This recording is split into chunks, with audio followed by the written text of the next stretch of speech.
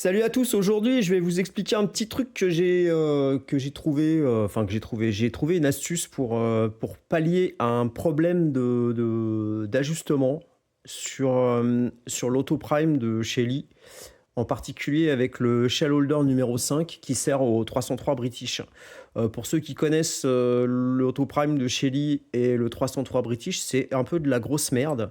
Le shell holder est super mal ajusté et la plupart du temps, quand tu essayes d'enfoncer ton amorce dans le puits d'amorce avec l'outil, bah ça reste coincé, c'est jamais en face du trou en fait, c'est toujours de traviole, et ce qui fait que c'est un petit peu casse-couille, pour le moins qu'on puisse dire.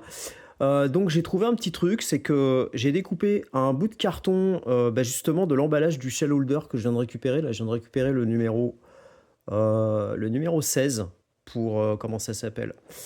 Pour le 762. Et donc, je me suis dit, tiens, le problème en fait de ce shell holder, c'est qu'il centre pas bien la cartouche.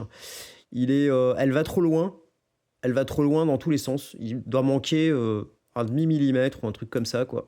Il manque pas grand-chose, hein.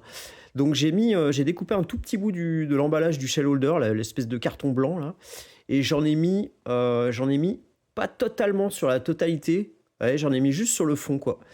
Quand je mets la cartouche, quand je mets l'étui, il vient en buter contre cette espèce de bande de carton là, et hop, instantanément, ça m'a fait mon amorce. Je vais vous montrer que j'ai même pas besoin de me forcer pour que ça fonctionne. Hop, deuxième amorce, nickel.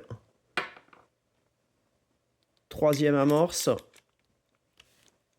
hop, nickel. Ça rentre comme papa dans maman.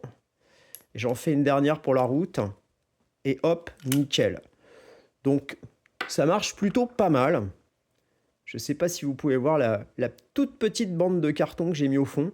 C'est juste une épaisseur, hein. J'ai pas doublé, j'ai pas plié, j'ai juste mis ça dedans. Et c'est nickel. Voilà, en espérant que ça aide d'autres rechargeurs qui font du 303 British. En vous remerciant, bonsoir.